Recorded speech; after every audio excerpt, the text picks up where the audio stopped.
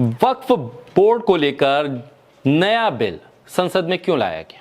मोदी सरकार पिछले 10 साल में मुसलमानों के लिए इतना बढ़ चढ़कर काम क्यों कर रही है? इतना हितैषी क्यों बन रही है मुसलमानों का?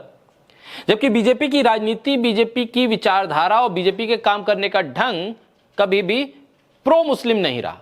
उल्टा वो कांग्रेस पे यह आरोप लगाती रही है कि कांग्रेस ने मुसलमानों को लेकर तुष्टीकरण किया है, इससे इस देश के बहुसंख्यकों को नुकसान हुआ है।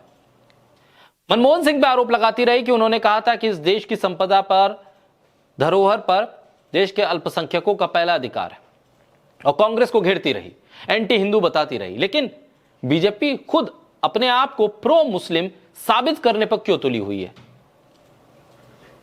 3 तलाक का कानून लाए तो यह कहा गया कि मुसलमान महिलाओं को फायदा होगा, मुसलमानों को फायदा होगा। प्रो मुस्लिम चेहरा अपने आप को साबित करने की कोशिश प्रधानमंत्री मोदी करते रहे।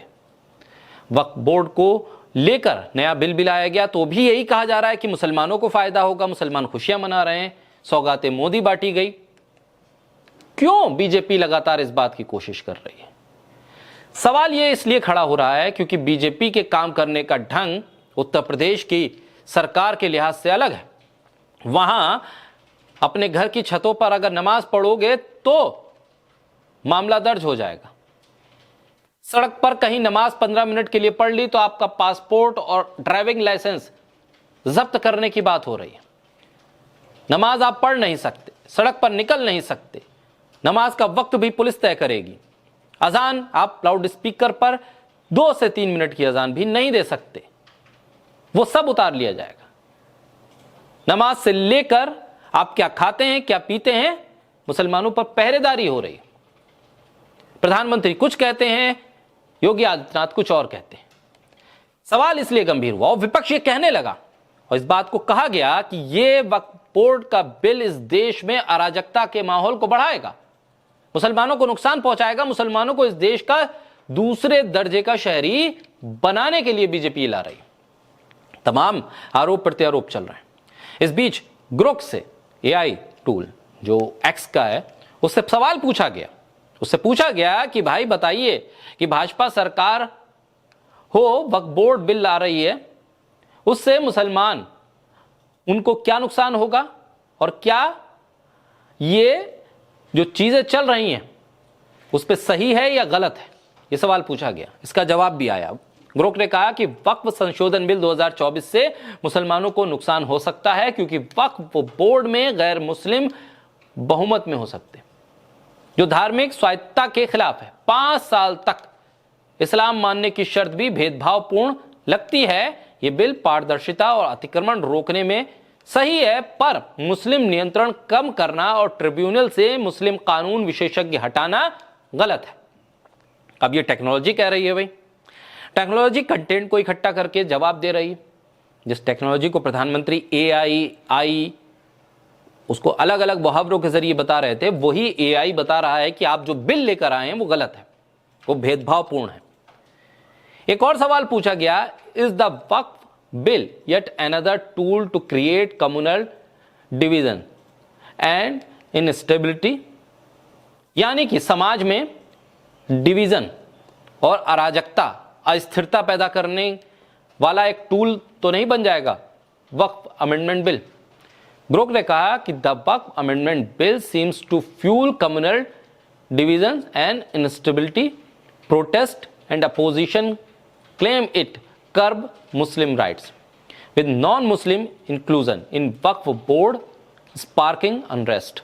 While aiming for transparency, it risks widening religious division and causing tension despite potential economic benefits. यानी कि इस देश में सांप्रदायिक विभाजन बढ़ेगा, अस्थिरता बढ़ेगी, विरोध होगा, प्रदर्शन होगा, विपक्ष लगातार उन सवालों को उठाएगा जो सत्ता पक्ष को असहज करते हैं। वो इसलिए उठ रहे हैं क्योंकि आपने मुसलमानों के अधिकारों पर अंकुश लगाने का काम किया है।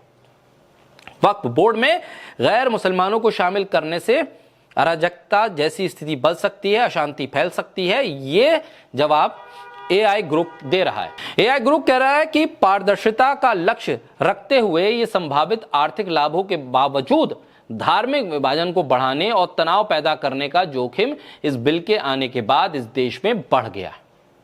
यानी एक तरफ सरकार अपने आप को प्रो मुस्लिम बताने की कोशिश कर रही है, योगी आदित्यनाथ उसके उलट चल रहे हैं, देवेंद्र फडणवीस उसके उलट औरंगजेब की कब्र को उखाड़ने की बात करते हैं। वहीं आरएसएस कहती है कि कब्र वहीं रहेगी जहां कब्र थी। प्रधानमंत्री मोदी सौगातें मोदी बांटते हैं और वक्फ बिल लाकर प्रो मुस्लिम बनने की कोशिश करते हैं।